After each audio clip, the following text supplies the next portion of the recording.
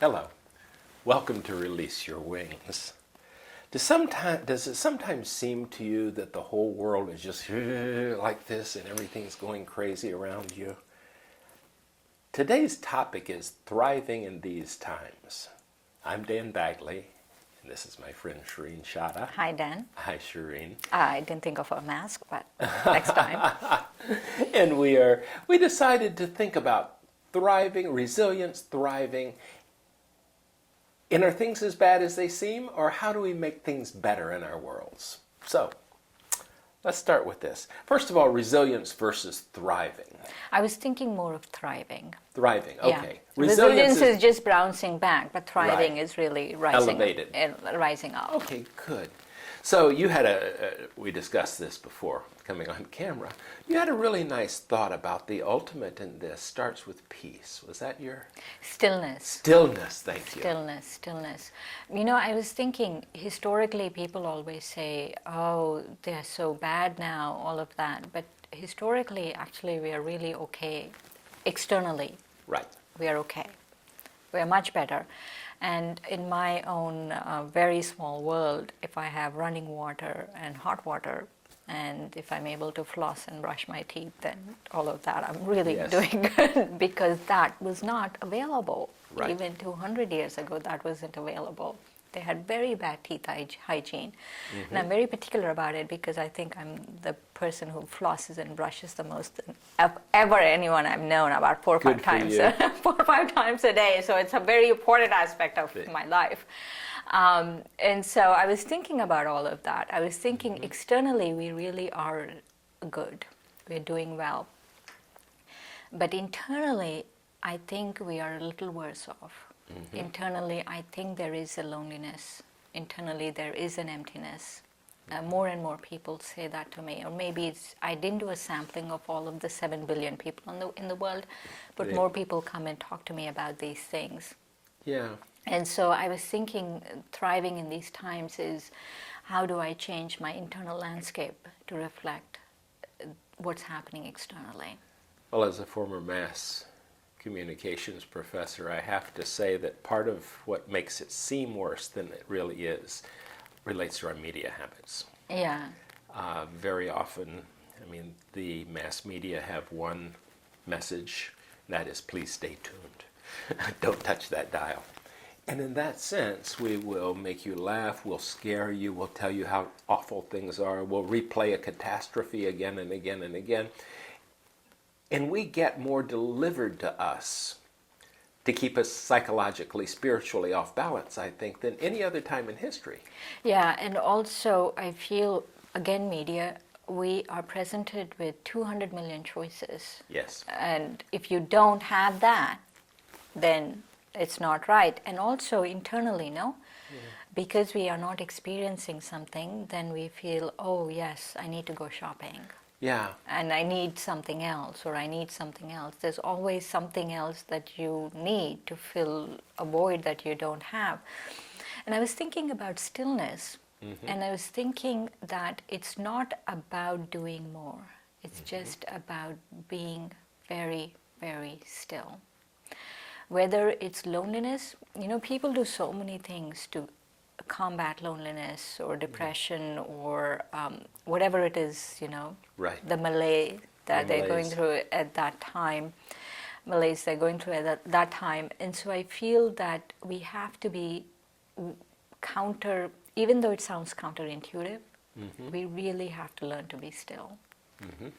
And so when we are still and we really learn the art of stillness, then I feel we will thrive compared to the external, no? I mean, really, if you think about it, could you ever dream, even 50 years ago, of an iPad? True. You know, 15 years ago, right. Of a beautiful iPad that, you know, does so much for you. Right. But we use it and then we misuse it, and then we are still dissatisfied with life. And so if there is a dissatisfaction at this time in the world, really, then it's something internal. It can't be filled with an external thing. And I think part of this may be habitual the way we develop habits of how we think. Do we look for the glass half empty, half full? You know, those types of things. But also, evolution has made us more sensitive to what's wrong than what's right, because that's how we survived in the savannah.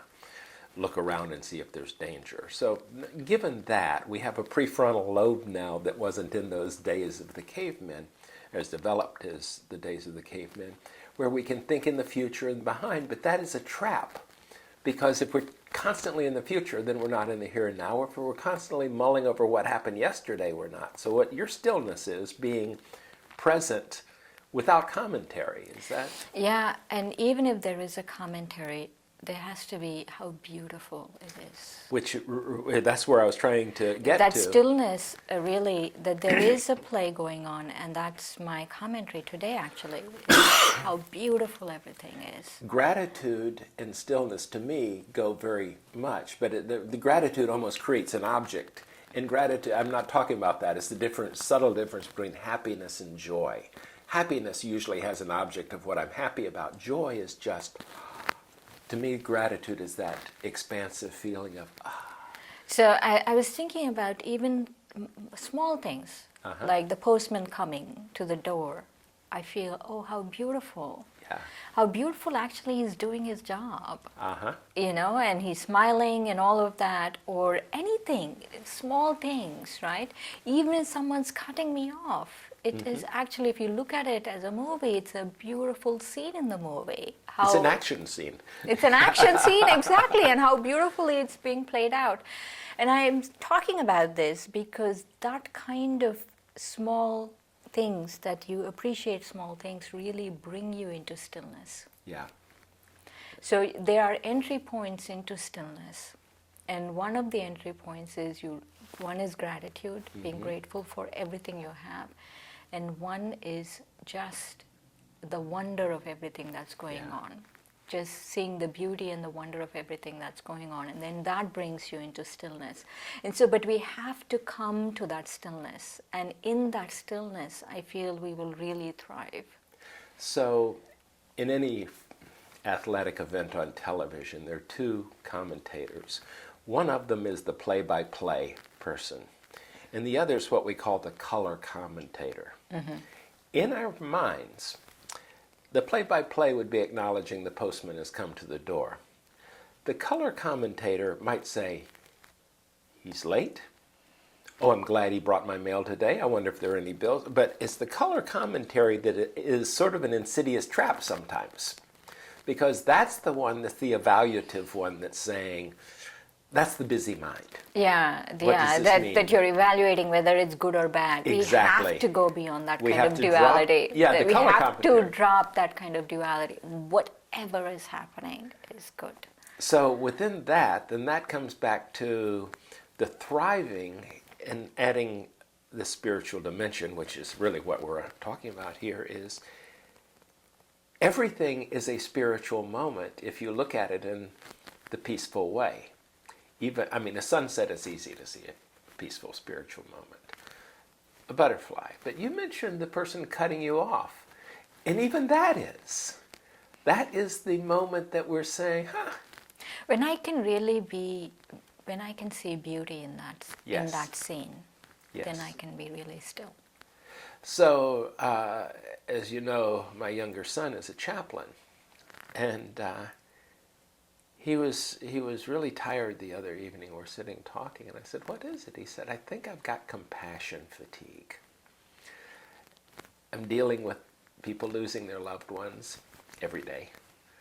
I'm with people who are on their deathbeds all the time. I'm opening my heart," and I didn't know what to say because I wasn't feeling compassion fatigue, but sometimes we can get attached to people feeling good because that's what our job is, or feeling better because that's what our job is. And I didn't have an answer for him at that, nor will I. But I was thinking, what an interesting thing that sometimes we can get attached to the good things in the world, the kindnesses of the world, and I'm not seeing enough kindness. That's an attachment of itself, which is busy mind, I think, which is exhausting. So, the stillness piece means getting out of our own way, at least what I'm hearing you say. Yeah, no, someone dies. How beautiful. And Really, how that's the beautiful. hard, yeah. But it is the hard thing to do because we're going to miss them. But in that Yeah. sense, there's a celebration. I officiated at a funeral of a friend recently, and at the end of it, I realized that this was such a beautiful moment. We all came together, appreciated his life, appreciated the contributions he had made to the community and to us, and it was totally beautiful in that sense. And his passing was perfectly all right. Not that we won't miss him, but I thought, yeah, that is seeing the beauty in all things, which is part of the thriving, I would think. So what are some of the things that bring you to that centered spot? I mean, we're not batting 1,000 in traffic. You might Yeah. be. But It actually doesn't bother me, someone cutting me off. Three things come to mind. I don't know how Yeah. much time we have, but three things come to mind. One is the sense of belonging. To entry point into stillness, no? That we need to have a sense of belonging. And a sense of belonging is good if, let's say, you are with your loved ones, you feel very peaceful. right. But if you have a sense of belonging with something higher, the source, the one, Right. then imagine the stillness you will feel inside because of that. Right. That's one thing. And the other thing is the trust. Trust that whatever is happening is really okay. It's going to pan out all right. Yeah. I think that is extremely important for that. And also discovery of our own purpose and meaning. If our larger life doesn't have purpose and meaning, then it's not possible to be still in the moment. Because you're trying to fill the void that Exactly. feels unfillable. Yep. Good. I like those things. I think there may be an optimism that comes out of that combined, that things are going to be all right is a form of optimism, and it doesn't mean it's going to turn out pleasant. It's not Pollyanna. I feel it is really, for me, it's coming from a deep place of experience, because every setback was was a gift. Every setback was a gift. And that moment in the thick of it, that may be the ultimate faithing. The act of having faith is to say, there's a gift in here somewhere. Had a coaching client a month or so ago. She came back after 15 years. She'd been a coach of mine 15 years ago and came back. Her marriage had fallen apart. Her husband had betrayed her. So many things. And after we chatted for the first 30 minutes of ongoing things, I said, okay, here's your homework. I want you to answer this to yourself. If this were a gift from God, where would the gift be? Something I've used with myself repeatedly. And she went, there's no gift here. And I said, I understand. That's why it's your homework. It will come. Open your heart and listen. She said, we coach on Tuesdays, Thursday or Friday, she woke up in the middle of the night and boom, she said, I had the gift. It was amazing. I knew you would. I don't know what the gift was. That wasn't important. Excuse me. That's that faithing, that whatever I'm going through, no matter how painful, that there's a gift in here somewhere. That's the flourishing, I would think. So we got one more minute. What's your thought? Be still, O mind. And be still, O friend, actually.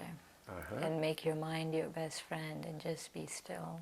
Does that mean we're coming from the heart? Or is the heart and mind the same in this way? The heart has to be at rest for the mind to be still. That's one of the steps. The heart has to be still for the mind to be still. So it's the resonance from the heart that helps the mind say it's okay. So the heart is the big one, and the mind is the child that gets quiet and goes, oh, okay, and falls asleep on our breast. I like that metaphor. Thank you. Thank you for joining us. I hope this has been of some benefit to you. It has to me. Bye-bye. Thank you, Dan.